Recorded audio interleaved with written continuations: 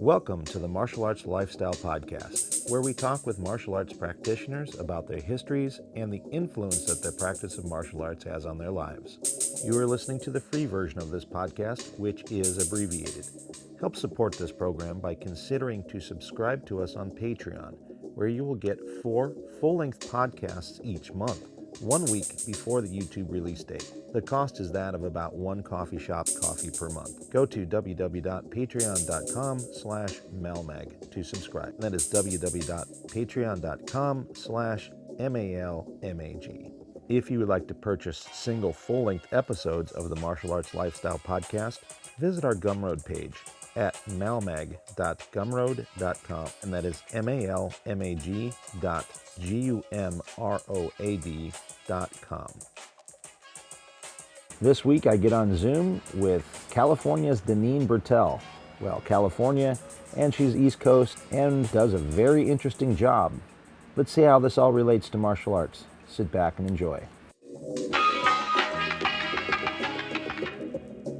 Welcome to the Martial Arts Lifestyle Podcast, and today I've got a lovely guest, a lady I've known for it's so hard to tell how many years you know people in this, because we kind of all meet under the same circumstances where it's almost like, wash, rinse, and repeat. So it's like, I see you at seminars and I forget how many it's been, but Danene Birtell is her name. And she's I think I've seen you in different parts of the country, honestly, in Texas once, and here in LA, and I maybe even up in Stockton.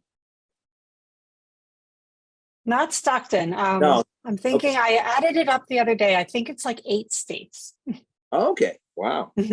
That's amazing. So she's got a very interesting story, a very interesting person. So I think you guys you guys meaning the audience, of course, are going to find her quite an interesting person. Anyway, she's pleasant, I'll give you that, but she's a total badass.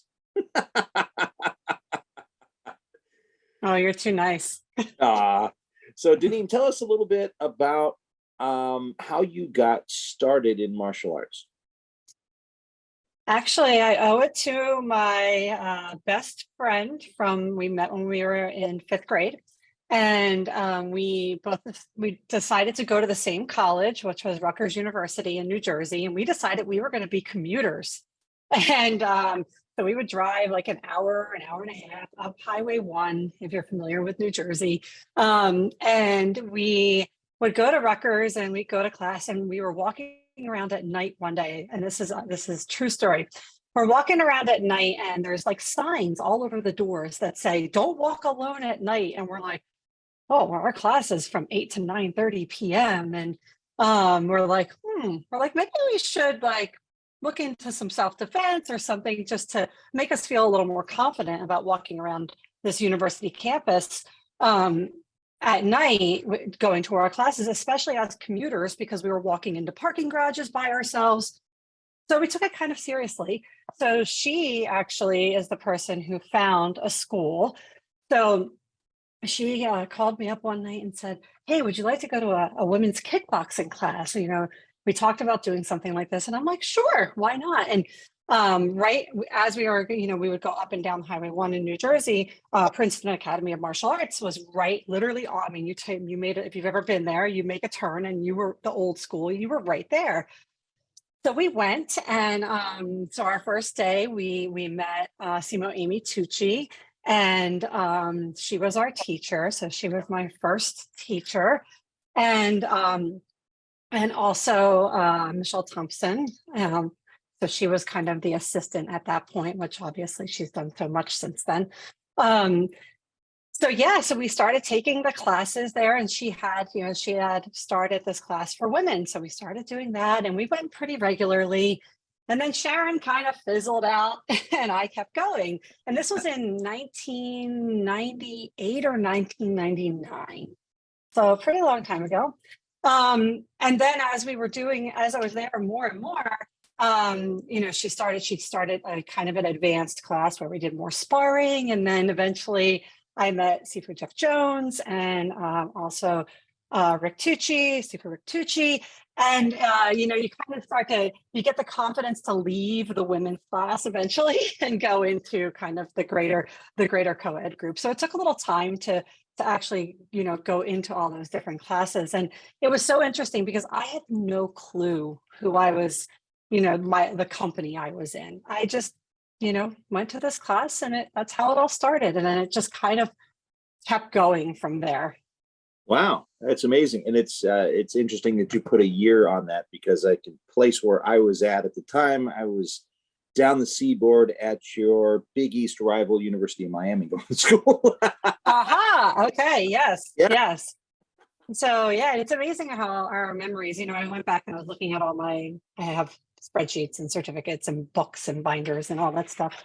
So I was trying to kind of come up with a timeline. So yeah, that's where it all started. Interesting. So it's really kind of cool that so Princeton Academy at that time was offering a women's only. It was kickboxing, or was it self-defense, or did they offer different women's only classes, or just that? It was mostly Muay Thai. Mostly she pulled from Muay Thai and the JKD, the John Fund JKD program. Initially, she basically pulled from that for those classes. And then if you were interested in Filipino martial arts or any of the grappling arts, you would go into the co-ed classes. I see. That's okay. So that's really interesting. And what was interesting is how you kind of phrased it as being brave enough, I think, to go to the co-ed classes. Then is that, I'm sure there's a lot of women out there that are looking to start martial art, and, not being a woman and being actually a very large guy. You've met me. I'm not, it's exactly a small person. So it's not like I've ever dealt with physical intimidation, at least not since I was, a kid. So, it's not something that really crossed my mind all that much, probably until I'd say the last 10 years, when I started kind of teaching a lot more and really understanding the mindsets of students and what motivates them and what doesn't, and so on and so forth. But I think it was an interesting consideration to think that many women might be shying away from taking a martial arts class because of that sort of co-ed factor. Do you think that offering this type of women's only class would be a lot more enticing for more women to try out martial art?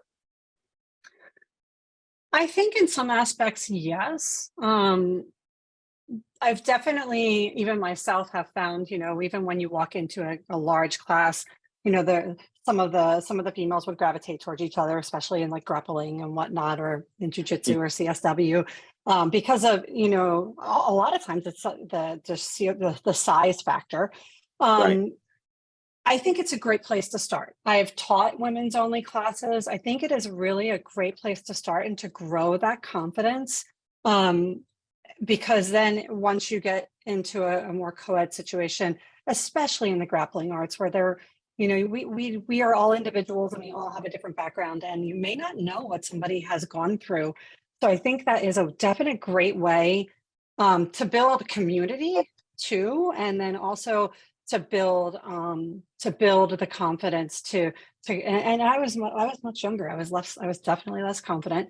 To build the confidence to go into some of those classes where, one, the people, you have individuals of different levels depending on the class you go to, and it could be really intimidating, but also to have that confidence that you can you already know some basics to take care of yourself.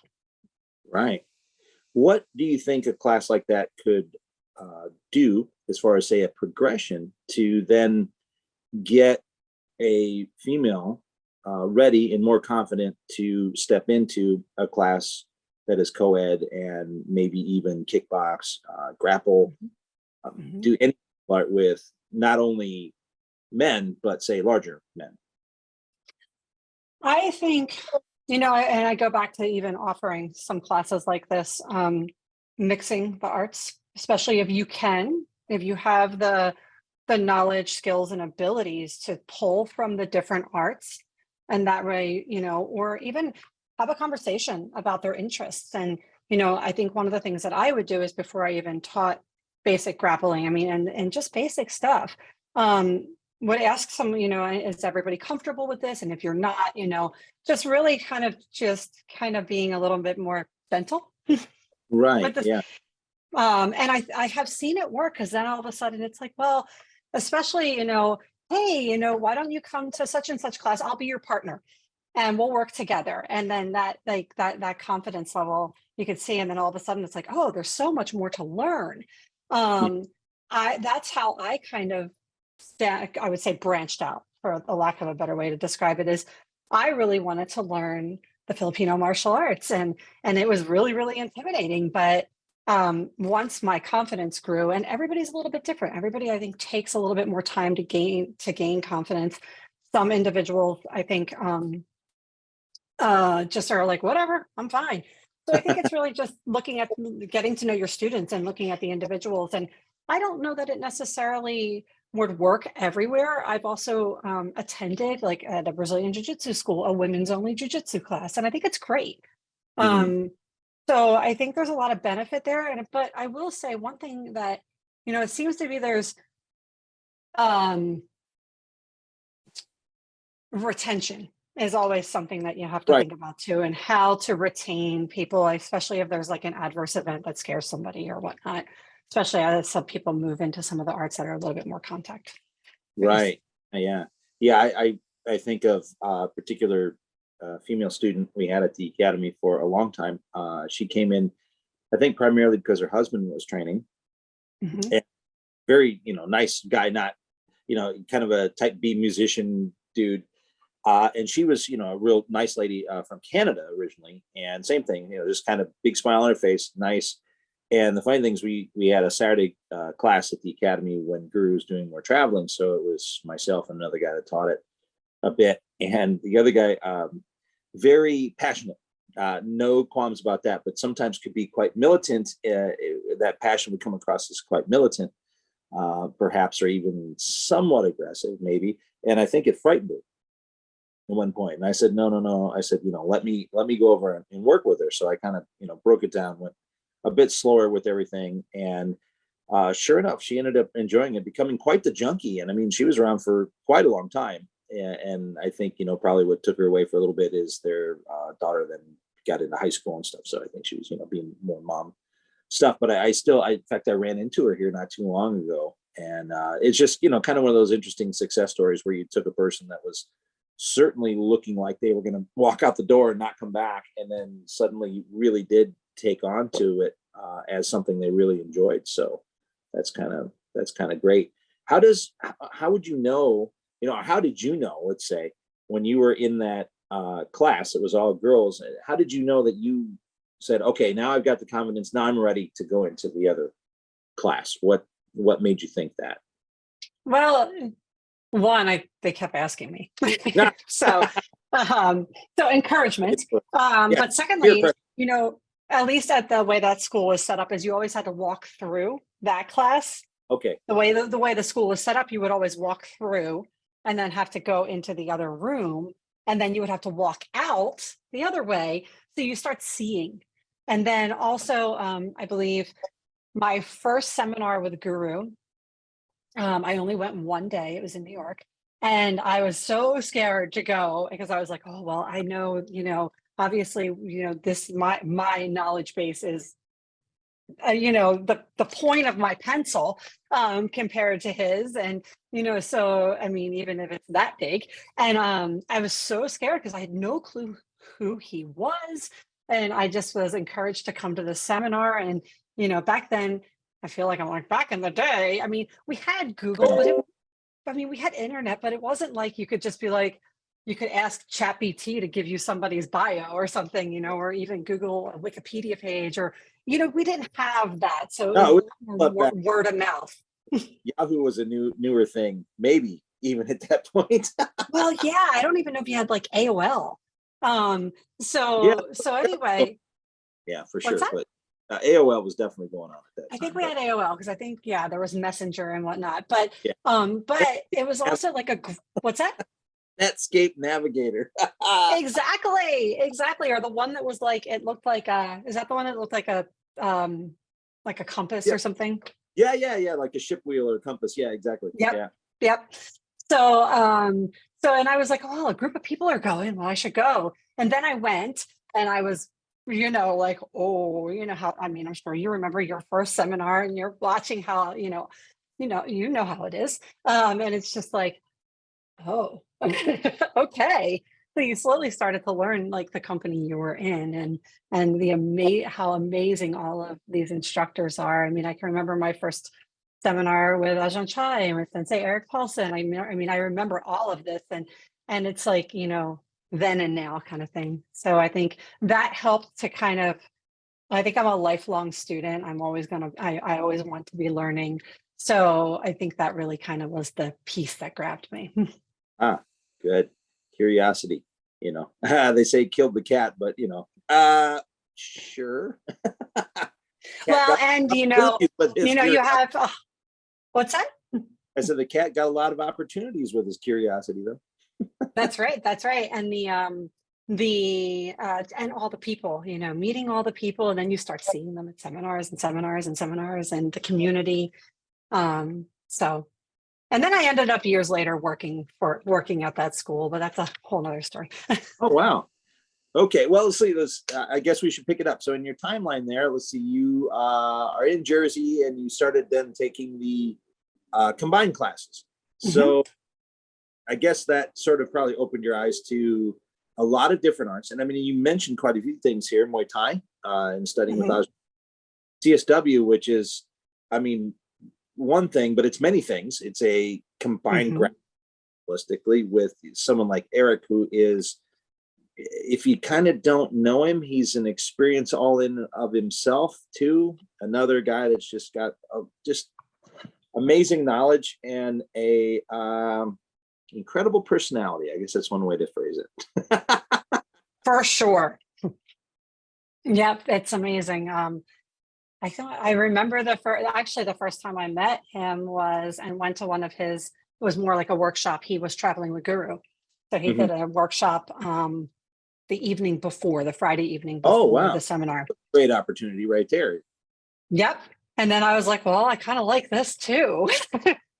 So it's kind of one of those things. It's kind of been an amazing ride, and I feel very, very lucky to have, and I feel very lucky, but then also it sets these expectations of having a school, when I eventually, a few years later, I mean, I've moved and all that. I mean, I've lived in a bunch of different states, chasing my other passion. So I, being fortunate enough to go to study at a school like, where like Tri-State was with Jeff Jones, where we had all the arts all week long, and it really, and I think all of us can probably have had moments where you attended maybe more Kali classes than you did CSW classes, but it was so nice to have it all, but it was a lot at the same time. Yeah, it's kind of a full-time job in a way, full-time endeavor. And it's interesting because, now that the internet has grown up past Netscape, Navigator, and AOL, we have this incredible monster, two-headed or multi-headed monster, I guess, but at least the two heads of there's this amazing ability to sit and communicate and even interview the way we are doing now, literally through the internet. And then you also have this level playing field in a way, which has its positives and negatives. And the big negative is like any clown can step up now and make a comment about something that appears equal to the comment made by someone who's actually qualified to make it. So being that, one of the criticisms the people like you and I that are within a particular family of study take is that we do too much. We study too many things. We are jacks of many trades and masters of none, and so on and so forth. What are your thoughts on that? Like, is this, I guess, I think what they're implying is that we're wasting our time. Oh, I have to disagree, at least personally. Right. I think, it's all applicable, and I think it's complementary. And I think I also, at least myself, as I'm getting older, when I was in my like my 20s and even my 30s, when I was going to Thai camp and I was running and this and that. And, I was in such a different physical place. I didn't Mhm. have this really demanding job so I was in a different place. And I think we have to evolve and we also have to listen to our bodies. And I think so that's another piece of it. So, one, I think the arts complement each other. I think they build upon each other. I think we are so fortunate to have all of these different opportunities. Um, we get to study with amazing teachers who are brilliant and bring different perspectives. And then on Right. the other hand, we have to change with our bodies. I mean, I don't know that I can do jujitsu 3 days a week anymore, it's just, we have to evolve. And Guru talks about that all the time. He talks about how when you're in from your 30s to your 40s, it's going to change. And then once you hit 45, and I'm like, yep, that's a big one. That is Right. a big one. I'm like, all the hip and all and I now see or feel what he's talking about and all the things that you need to do to take care of yourself. So maybe you do a little more grappling when you're younger or before you have that knee surgery or whatever it is. And I think you connect the dots. That's what it did for me, was it helped to connect the dots. And I definitely went through phases of, really focusing on this art or really focusing on that art and still doing the other arts. But I kind of had to, I was one of the ones that was at the school 5-ish days a week. Goodness. Yeah. Good. So my other home. But we evolve too. So I Right. think I think that, I am very grateful that we are encouraged to diversify and study with different teachers and kind of, and then we all are going to intake that information, process it, and then even if we're teaching, reproduce it. And hopefully we want to maintain the essence and the art, but we may have a little bit of a different style. And this concludes the abbreviated version of the Martial Arts Lifestyle Podcast.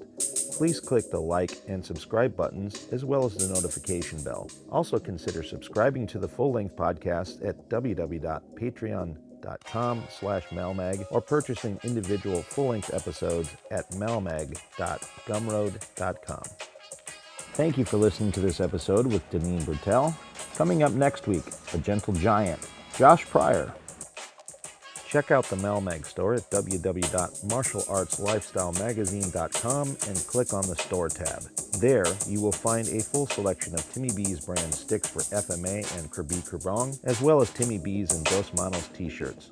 Many more products coming soon. Also click on our courses tab to purchase online courses, right now featuring a course in the Dos Manos stick of FMA. More courses to come. This show is produced by Martial Arts Lifestyle Magazine.